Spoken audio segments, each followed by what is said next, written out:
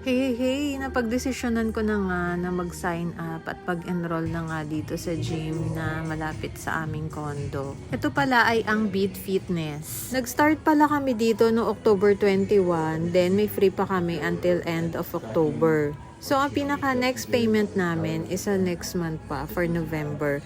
So, ang pinaka-startup namin is itong treadmill na pinag-try nga kami dahil hindi nga kami marunong mag-operate nito. So, for the go na tayo dito. Upon enrollment and registration pala ay meron na silang 2-day free training para sa mga machine and equipment kung hindi mo alam ito gamitin. Pero dahil mabait nga itong coach namin, naglibre pa siya ng isang araw na training para sa amin. Ang day 1 namin more on legs, hindi ko na matandaan ang pangalan ng mga machine na to. Then, ang second day namin is more on upper part, yung mga braso, arms, back, ganyan. Yun yung mga upper